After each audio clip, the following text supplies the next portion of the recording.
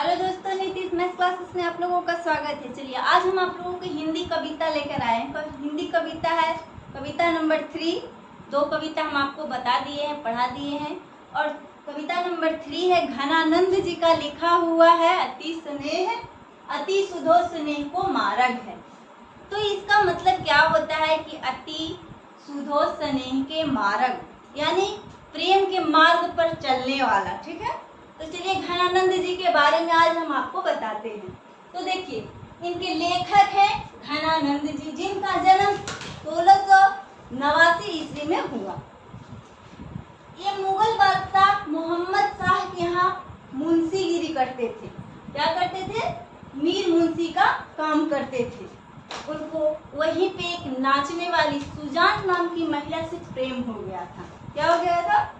सुजान नाम की महिला से है जो प्रेम हो गया था उनको वहाँ। ये श्रेष्ठ कवि भी है और गायक भी थे। क्या थे? वहाँ श्रेष्ठ कवि और गायक दोनों थे। सुजान नाम की एक नर्तकी से उन्हें प्यार हो जाता है। उन्हीं के वियोग में, देखिए वियोग में कहते हैं कि विराग होने पर वह वृंदावन चले गए। विराग होने पर उनको, सुजान के वियोग में उन्होंने वृंदावन चले गए और वृंदावन जाकर वह काव्य रचे, बहुत सारे काव्य रचे हैं। और जब नादिर शाह ने दिल्ली पर हमला किया, मोहम्मद शाह बादशाह के दरबार में, तो वृंदावन पर भी हमला किया। और जब वहाँ हमला किया तो ये जानकर कि घनानंद जी उनके मीर मुंशी के काम करते थे, उन्हें पकड़ लिया और उनसे क्या मांगा पता है आपको? उनसे मांगा जर जर जर, यानी सोना सोना सोना दो।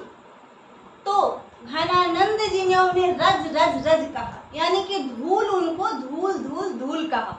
और ऐसा कहने से ही उनके सिपाहियों ने, कौन? नादिर शाह के सिपाहियों ने उन्हें मार दिया। तो कब मारा? तो मारा उन्हें 1739 ईस्वी में। 1739 ईस्वी में उनकी जो है मृत्यु हो गई। उसके बाद देखिए, कहा जाता है घनानंद जी प्रेम पीर के कवि थे। क्या थे? प्रेम पीर के कवि थे। वह रीति काल के कवि थे। घनानंद जी रीति काल के कवि थे। उनके प्रमुख ग्रंथ है सुजान सागर, विरह लीला और रस केली बल्ली। रस केली बल्ली, ये उनकी जो है प्रमुख रचनाएं हैं। तो चलिए अब हम कविता आपको पढ़ के सुनाते हैं और कविता का जो है भावार्थ जानिए। कविता इन्होंने इतना सुंदर सवैया में लिखा है कि मत पूछिए। ये प्रेम का वर्णन किए हैं, अपने सुजान से जो प्रेम करते थे उन्हीं के वर्णन इन्होंने इसमें किए हैं। वो कहते हैं कि प्रेम जो है निश्चल निकपट होता है। जो व्यक्ति कपट रख कर मन में प्रेम करता है उससे प्रेम नहीं होता है। प्रेम के लिए जो है शंका नहीं होना चाहिए, मन में एकदम खुला होना चाहिए। ये बिल्कुल फ्री मिलता है, इसको कहीं पैसा से आप नहीं खरीद सकते हैं, प्रेम को कहीं खरीद नहीं सकते हैं। ये भी कवि कहते हैं। और कहते हैं कि ये लेता बहुत कुछ है, अपना मन जो न जाने कितने किलो का है वो भी ये ले लेते हैं, लेकिन देता कुछ नहीं है। ऐसा प्रेम होता है। ये पहले छंद में इन्होंने ये सवैया में लिखे हैं, सवैया दोहा। पहला सवैया दोहा में इन्होंने ये बात कहा है। तो क्या कहे हैं कि प्रेम के मार्ग पर चलने वाला व्यक्ति कभी जो है शंका नहीं करता है, बिल्कुल एकदम शुद्ध प्रेम होता है।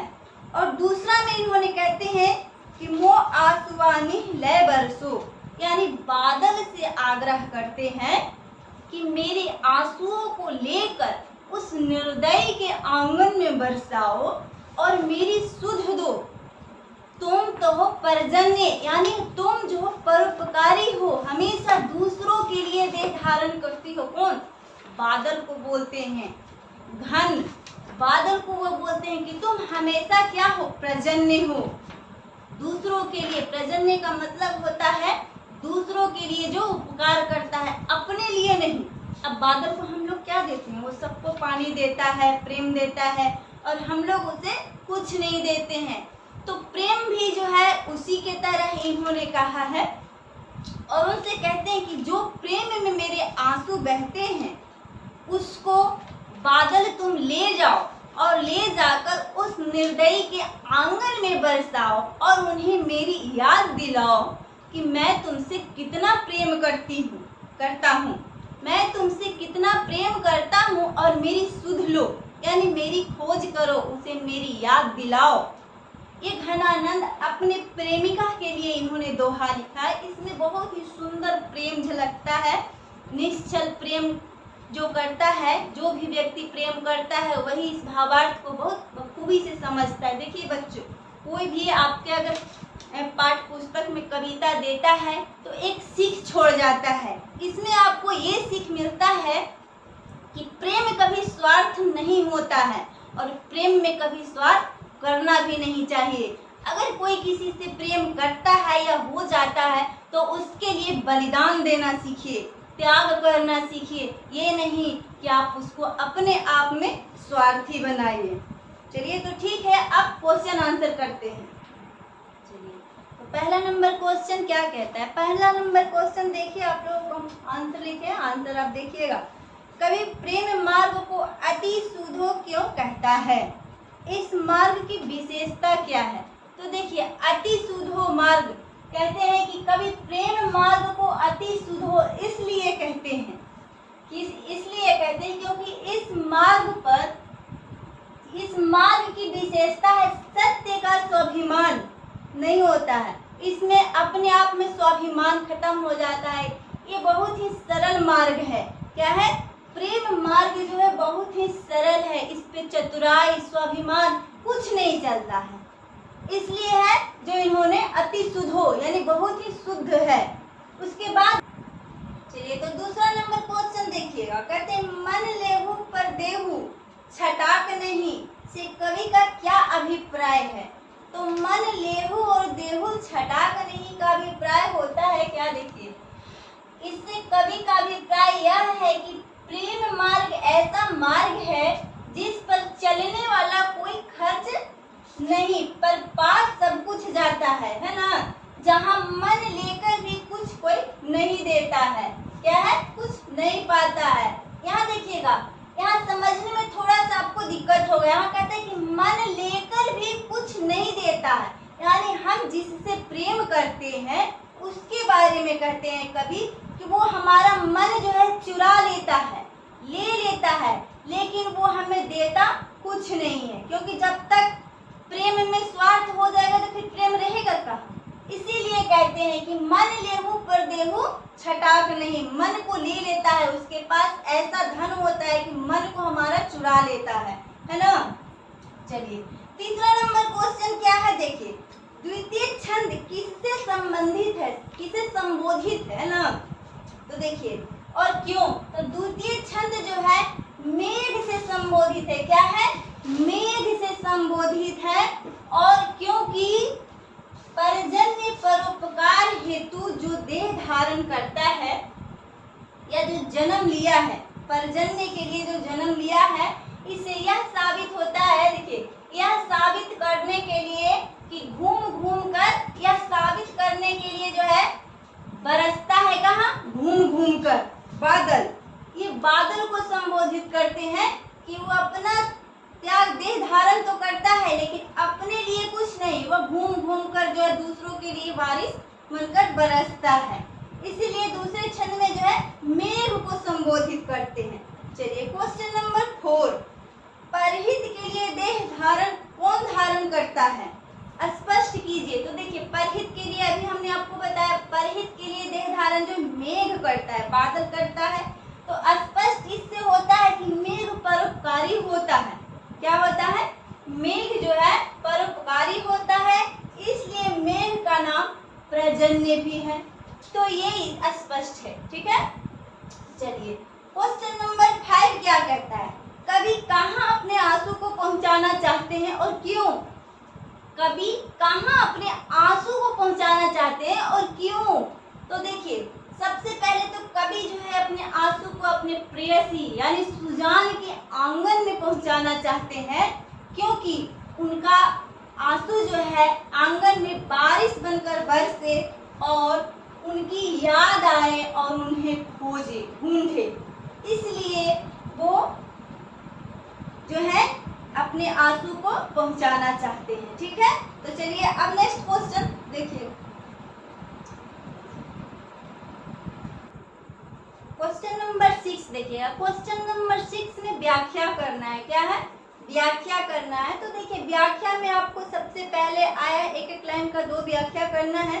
यहाँ एक तय दूसरो आंक नहीं, पहला नंबर क में है, यहाँ एक तय दूसरे आंक नहीं। तो देखिए बच्चों, सबसे पहले तो हम व्याख्या जब भी करते हैं तो लिखते हैं क्या, इस पंक्ति जो है कहाँ से लिया गया है। तो लिखेंगे हम लोग कि घनानंद द्वारा रचित गोधूली भाग 2 के अति सुधो स्नेह को मार्ग कविता शीर्षक से लिया गया है या पद शीर्षक से लिया गया है। इसका नाम है क्या है, यहाँ एक तय दूसरे आंक नहीं। तो चलिए इसका इतना लिखने के बाद है जो यहाँ आप लिखिएगा, इस मार्ग पर यानी प्रेम मार्ग पर चलने वाला एक दूसरे को आंकता नहीं है। आंकता के मतलब समझते हैं, तुलना नहीं करता है। क्या नहीं करता है? तुलना। यानी देखिए प्रेम अति सरल और शुद्ध है, गरीबी अमीरी ये सब कुछ नहीं देखता है प्रेम, है ना, उसी को बोलते हैं कि आंकता नहीं है। यहाँ देखिए हमने लिखा भी है कि तुलना नहीं करते हैं, जिससे तुलना करते हैं वो नहीं करते हैं ना। प्रेम सरल और शुद्ध है, तो ये इसका आशय है। दूसरा नंबर में है कछु मेरियो पीर हिए परसो। कभी जब अपना प्रेम के पीड़ा में जलते हैं तो बादल से कहते हैं, क्या कहते हैं कि मेरे पीर यानी मेरे आंसू को ले जाओ और मेरे पीर, मेरे हृदय के पीर को हर लो और वहां बरसाओ, ताकि मेरे हृदय की पीर हल्का हो, बोझ हल्का हो और उसे महसूस हो। ये इसका आशय है। तो देखिए हमने लिखा इस पंक्ति में कवि कहते हैं मेघ से कि मेरे आंसू को ले जाओ और मेरी प्रेमिका के आंगन में बरसो, उसे मेरी याद दिलाओ। ये इस पंक्ति का जो है आशय होगा। इसके पहले भी आप वही लिखेंगे कि प्रस्तुत पंक्ति जो है अति सुधो स्नेह को मार्ग शीर्षक घनानंद द्वारा रचित पद से लिया गया है। चलिए अब आता है आपका व्याकरण से। तो व्याकरण में देखिए सबसे पहले दिया है आपका कविता से संज्ञा और विशेषण को चुनना। ठीक है, तो कविता से संज्ञा और विशेषण को कौन है जो दिया हुआ है इसमें से आपको लिखना है। तो देखिए सुधो विशेषण है, तो देखिए विशेषण को हमने एक तरफ लिख दिया और संज्ञा को एक तरफ लिखा है। तो देखिएगा सुधो, वाक, निशान, जीवनदायक ये सब जो है विशेषण है। और संज्ञा देखिए मारग, कपटी, पाटी, जठारत, पीर, हिये, विसासी, विसासी ये सब जो है संज्ञा है। उसके बाद आता है आपका अवयवी पद चुनना, यानी कि आपके कविता से अवयवी पद को चुनना और उसका जो है अर्थ लिखना है। तो देखिए हमने चुना है अति। अति का मतलब अधिक होता है। क्या होता है? अधिक होता है। जहाँ, जहाँ जिस जगह हम लोग कहते हैं ना कि जहाँ गए थे हम, तो जिस जगह गए थे उसका जहाँ का मतलब जिस जगह हो जाता है। फिर तहाँ, तहाँ का मतलब उस जगह, यानी यहाँ, यहाँ का मतलब इस जगह जहाँ हम खड़े हैं। फिर है कछु, यानी कुछ, थोड़ा, कुछ या थोड़ा। चलिए तो ये आपका अवयवी हो गया। तीसरा नंबर में है कारक को स्पष्ट करना है। क्या करना है? कारक स्पष्ट करना है कि कौन सा कारक है। इसमें आपको अक्षर दिया हुआ है, यहाँ देखिए ये सब दिया हुआ है और हमने कारक को स्पष्ट किया है। तो देखिए सबसे पहले स्नेह को मारक, कौन सा कारक है? कारक कभी हमने आपको पढ़ाया नहीं है, लेकिन अगर आप पढ़ते होंगे तो आप जानते होंगे कि कारक क्या है। तो स्नेह को मारक यानी संबंध कारक। फिर है प्यारे सुजान, ये कर्म धारे कारक है। ठीक है, फिर है मेरियो पीर, मेरियो पीर ये संबंध कारक है। ये भी संबंध कारक है। मोह भी है संबंध कारक, और आंसू वाहिनी भी है, वाणी ही भी है कर्म धारे कर्म कारक, है ना। क्या है, कर्म कारक। चलिए, तो ये आपका खत्म हो गया चैप्टर। अब हम आपको नेक्स्ट चैप्टर के साथ मिलेंगे, तब तक धन्यवाद।